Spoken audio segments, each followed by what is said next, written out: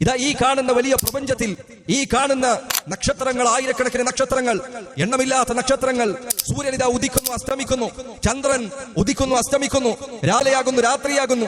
നമ്മൾ ഓരോ ദിവസവും എഴുന്നേൽക്കുന്നു. നമ്മളോടൊപ്പം ഇന്നലെ വരെ കളിച്ചു നടന്ന ആളുകൾ അവർ മരിച്ചു പോകുന്നു. ഞാനും നാളെ മരിക്കുന്നതാണ്. എന്തിനു വേണ്ടിയാണ് എന്നെ പഠിച്ചിരിക്കുന്നത്? എന്തെങ്കിലും ഒരു കാരണം വേണ്ടേ? ജീവിക്കുന്നതിന് എന്തെങ്കിലും ഒരു അർത്ഥം വേണ്ടേ? എന്തെങ്കിലും ഒരു ലക്ഷ്യം വേണ്ടതില്ലേ? അതെന്താണ് എന്ന് എന്റെ സഹോദരങ്ങളെ നാം ഓരോരുത്തരും പരിശോധിക്കേണ്ടതുണ്ട്.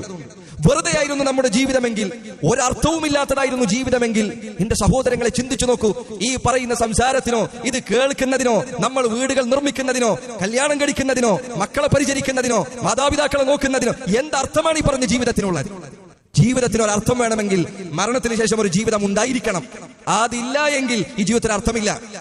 അതുകൊണ്ട് എന്റെ സഹോദരങ്ങളെ, ശബ്ദം ശ്രവിക്കുന്നവരെ, നിങ്ങൾ ഒന്നാമത് പഠിക്കേണ്ട കാര്യം ഇതാണ്. എന്തിനു വേണ്ടിയാണ് ഞാൻ ഈ ഭൂമിയിലേക്ക് വന്നിരിക്കുന്നത്? എന്താണ് എന്റെ ലക്ഷ്യം? അതെങ്ങനെ എനിക്ക് നിറവേറ്റാൻ സാധിക്കും? പഠിക്കണം. ഞാൻ പറയട്ടെ, ഇസ്ലാമിനെ കുറിച്ച് പഠിക്കുക എന്നത് നിങ്ങൾക്ക് വളരെ എളുപ്പമുള്ള ഒരു കാലഘട്ടത്തിലാണ്.